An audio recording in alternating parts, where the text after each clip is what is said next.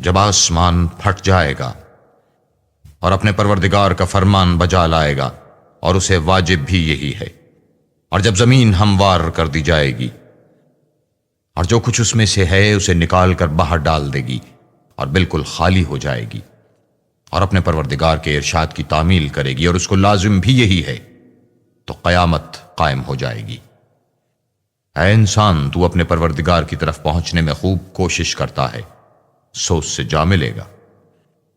تو جس کا نامہ اعمال اس کے داہنے ہاتھ میں دیا جائے گا، اس سے حساب آسان لیا جائے گا اور وہ اپنے گھر والوں میں خوش خوش آئے گا، اور جس کا نامہ اعمال اس کی پیٹھ کے پیچھے سے دیا جائے گا،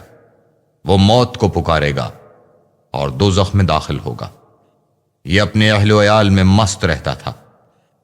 اور خیال کرتا تھا کہ خدا کی طرف پھر کر نہ جائے گا۔ ہاں، اس کا پروردگار اس کو دیکھ رہا تھا۔ ہمیں شام کی سرخی کی قسم، اور رات کی اور جن چیزوں کو وہ اکٹھا کر لیتی ہے ان کی، اور چاند کی جب کامل ہو جائے کہ تم درجہ درجہ رتبہ اعلیٰ پر چڑھو گے، تو ان لوگوں کو کیا ہوا ہے کہ ایمان نہیں لاتے، اور جب ان کے سامنے قرآن پڑھا جاتا ہے تو سجدہ نہیں کرتے، سجدۃ التلاوہ، بلکہ کافر جھٹلاتے ہیں۔ اور خدا ان باتوں کو جو یہ اپنے دلوں میں چھپاتے ہیں خوب جانتا ہے،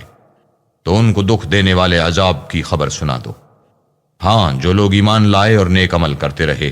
ان کے لیے بے انتہا اجر ہے۔